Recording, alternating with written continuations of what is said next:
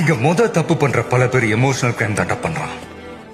பாசத்துல, துரோகத்துல, கோபத்துல, வேகத்துல ஆளுக்கு ஒரு காரணம்.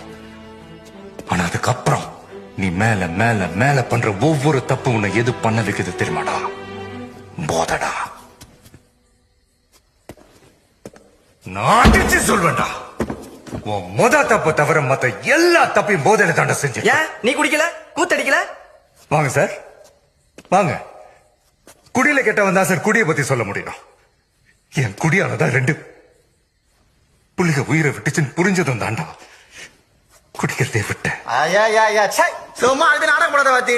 நான் வீட்டுல காய்ச்சா குடிக்கிறோம், விக்கிறோம் மட்டும் நக்கிறோம் நோட்ட சொல்றேன். அதான்டா நானும் சொல்றேன், இந்த போதை ஒரு அரசியல். உனக்கு 18 வயசு ஆவலாடா, நீ இந்த படம் பார்க்காத வெளியே போடான்னு சொல்ல தியேட்டர் வாசல்ல ஒருத்தன் நிக்கிறான்ல, அது என்ன வைன் ஷாப் வாசல்ல ஒருத்தன் நிக்கல? 10 வயசு 15 வயசு பையன் கைக்கு பாட்டில் சிகரெட் எப்படா போகுது? அரசியல். அந்த அரசியலை தாண்டா பவானி பண்ணிட்டு இருக்கிறான். குழந்தைகளை வேலைக்கு வைக்க கூடாதுன்னு சட்டம் சொல்லும் போதே அதே குழந்தைகளை தப்பான வேலையை செய்ய வைக்கிறான் அந்த மிருகம். என்னடா என்னது?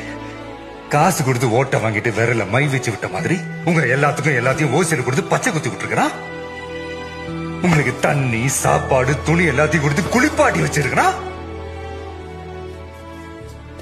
எப்பா டேய், போதும்டா. இனிமே நல்லா சூப்பரா வாழ்ந்துருவோம்னு நம்மளும் அந்த புள்ளிங்களை தாண்ட வண்டி ஏற்றி அமுச்சு வச்சிருக்கிறீங்க. அதுக்கு ஃபேன்ல தொங்க போதோ, டயர்ல சிக்க போதோ. ஆனா காப்பாத்துவேன்டா, ஒவ்வொருத்தனையும் காப்பாத்துவேன்டா.